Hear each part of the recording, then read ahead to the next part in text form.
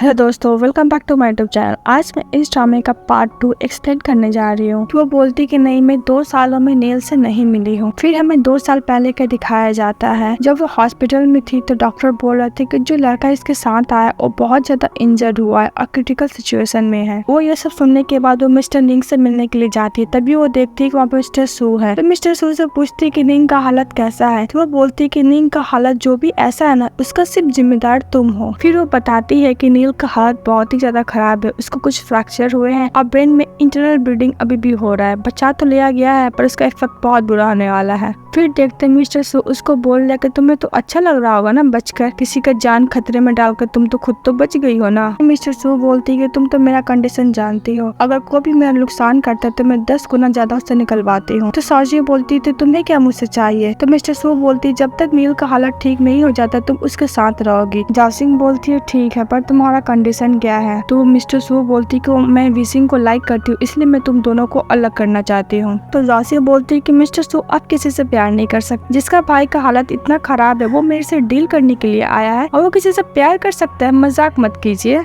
जासी ये भी बोलती कि नहीं, मेरा रिस्पॉन्सिबिलिटी है, मैं उसका पूरा ध्यान रखूंगी। तभी मिसिंग का कॉल आ जाता है तो मिस्टर सू फोन उठा लेती है और बोलती कि जो कुछ ने मुझे तुम बोली हो अब प्रूफ करके दिखाओ। फिर हमें प्रेजेंट में दिखाया जाता है जाओसी को। उसको कॉल आता बोलता है कि नहीं गायब हो गया है। तो बोलती है कैसे हो गया, और जितने भी बार और डांस क्लब है सब में उसको ढूंढा जाए। जाओसी हॉस्पिटल गई थी तो मिस्टर सू को कॉल करके बताती है कि नील किसी फ्रेंड के घर गया था पार्टी में और वहीं पर रुक गया है। तो मिस्टर सू को लगता है कि इसका आवाज इतना वियर्ड क्यों है। फिर डॉक्टर आता है, उसको बताता है कि तुमको फीवर है। तो पूछते हैं कुछ ज्यादा ही सीरियस है क्या, मेरे कान के ऊपर भी इफेक्ट पड़ेगा। तो डॉक्टर बोलता है हाँ इफेक्ट पड़ेगा। ये बात वो मिस्टर सू को सुना रही होती है और थोड़ा सा एक्टिंग करके बोलती है कि वो यूना कंपनी में नहीं जा सकती है। मिस्टर सू तो ऑलरेडी फोन कट कर चुकी थी। फिर हम दूसरी तरफ विसम को देखते हैं, वो भी आंखों का ट्रीटमेंट के लिए हॉस्पिटल आया हुआ था क्योंकि उसके आंखें जो है वो ठीक हो सकती है अगर वो स्ट्रेस ना ले और आराम करे। तो उसका असिस्टेंट ये भी बताता है कि डॉक्टर बोले हैं कि आपको हॉस्पिटल में रहना होगा, कुछ दिन तक वो एब्सॉर्ब करेंगे। और विसिम बोलता है कि जितने भी मीटिंग है कैंसिल कर दो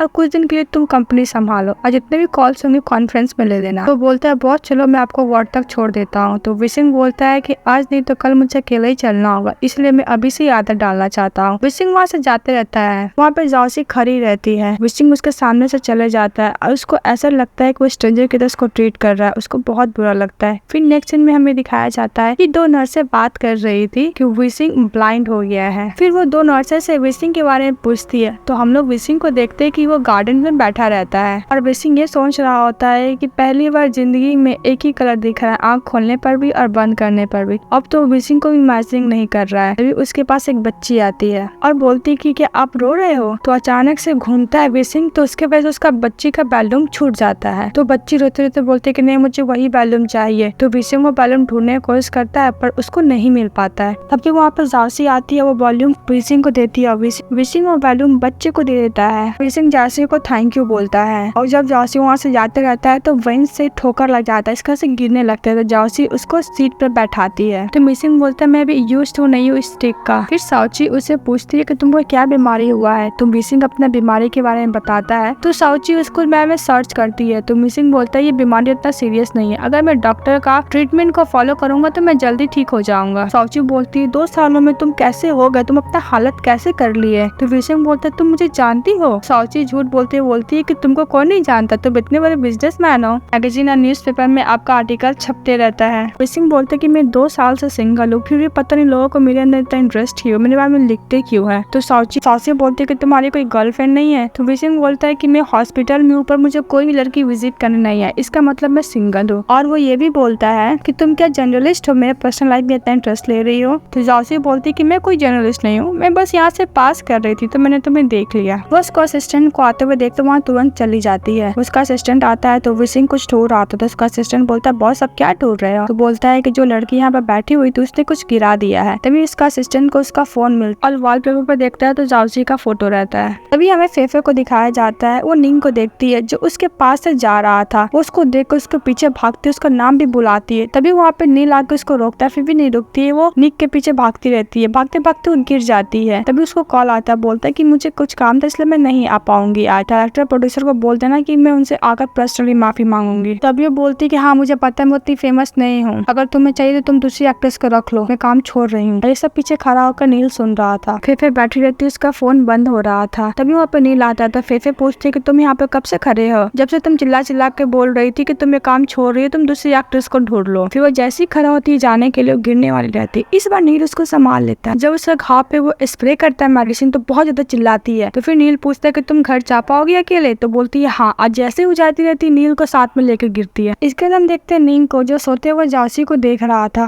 जासी बोलते कि मैं तुम्हें यहाँ आने से पहले बोली थी नहीं किसी को नहीं डराना। तो नील बोलता है कि तुमने भी कहा था तुम अपने बॉयफ्रेंड से नहीं मिलोगी। साउसी पूछती है कि तुमने मेडिसिन खाई? तो नील बोलता है कि नहीं मैं मेडिसिन नहीं खाया, बिकॉज वो बहुत ज्यादा कड़वी थी, इससे बट इंसोम्निया कारण में रात भर नहीं सोऊंगा। साउसी उसको जबरदस्ती मेडिसिन खिलाती है। इधर नील फेफे को लेकर जा रहा था और पूछता है कि तुम वहाँ से इस तरह पागलों की तरह क्यों भागी थी? क्या वो लड़के के पीछे भागी थी? वो तुम्हारा क्या एक्स बॉयफ्रेंड है? तो फेफे बोलती नहीं वो मेरा एक्स बॉयफ्रेंड नहीं, अगर वो मेरा एक्स बॉयफ्रेंड होता तो मुझे इस हालत में शहर को कभी नहीं जाता। तो नील बोलते हाँ सदा तुम्हारा एक्स बॉयफ्रेंड नहीं था। इसके बाद हम देखते साउसी को, जो सोते हुए नील को देख रही थी और 2 साल पहले वाला बात को याद कर रही थी। साउसी मिस्टर सू से पूछती है नील क्या होश में आ गया है? तो मिस्टर सू बोलती है उसका लाइफ डेंजर से तो बाहर है, पर अभी डॉक्टर उसको एग्जामिन कर रहे हैं और उसका मेंटल स्टेट बिल्कुल भी ठीक नहीं है। फिर साउसी मिस्टर सू से पूछते कि नील को हुआ क्या है? नील अपना मेमोरी लॉस कर दिया है। नील को ब्रेन में सीरियसली इंजर्ड हुआ है और वो अपना मेमोरी भी लॉस कर दिया है। तो बातें करते तभी आवाज आती है, तो वो लोग जाकर देख नील डॉक्टर के ऊपर अटैक कर दिया था। तो मिस्टर सू उसको छोड़ने के लिए बोलती है। तो नील बोलता है तुम होती कौन हो, मैं तुम्हारा बात क्यों सुनूं? तो साउची बोलती है तुम्हारी सिस्टर है। फिर नील मिस्टर सू पे ही हमला कर देता है। तो साउची उसको बहुत मना करती है पर उसका बात ही नहीं सुनता। फिर वो चेयर से उसे पीछे से मार देती है जिसकी वजह से बेहोश हो जाता है। फिर साउची नील से पूछती है क्या सच में तुम्हारा मेमोरी लॉस हो गया है? तो नील एकदम गुस्सा से बोलता है तुमको देखकर क्या लग रहा है, और बोलता है कि मुझे जल्दी खोलो। तो साउची बोलती तुम बहुत ज्यादा गुस्सा कर रहे थे और कुछ ज्यादा ही एग्रेसिव हो रहे थे, इसलिए मैंने तुम्हें पीछे से चेयर से मारी थी। देखो देखो अभी भी तुम वैसे ही कर रहे हो। और वो ये भी बोलती कि अगर तुम मेरे सारे सवाल का सही जवाब दोगे तो मैं जरूर खोल दूंगी। उस दिन मुझे तुम ही बचाए थे ना? बिकॉज वो इसलिए ऐसे पूछ रही थी बिकॉज साउची उस टाइम होश में नहीं थी, उसको धुंधला धुंधला दिख रहा था, उसको बस नील का आवाज आ रहा था। और वो कहती कि सारी मेरी गलती, अगर मैं उस रास्ते से नहीं जाती कोई और रास्ते से जाती तो ऐसा कुछ अभी नहीं होता।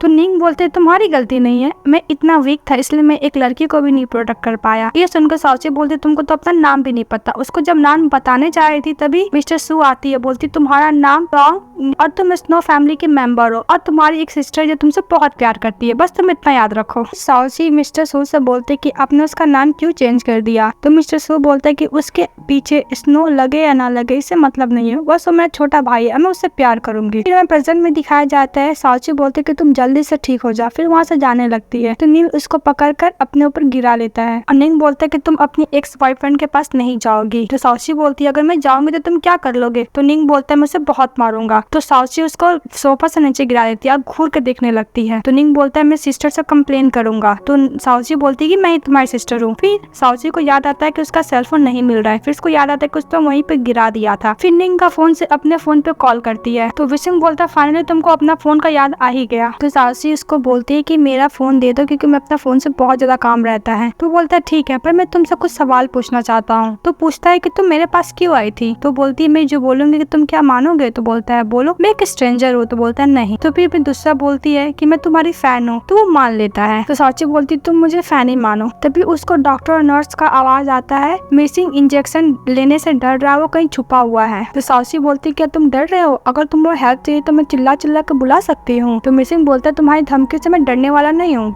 मिसिंग बोलता है ठीक है तुम कल आना और मुझसे फोन लेके चले जाना। फिर देखते नील फेफे को लेके जा रहा होता है। तभी फेफे बोलती कि यहाँ पे तो कोई भी क्रू मेंबर नहीं है वरना यहाँ पे सब आते जाते रहते।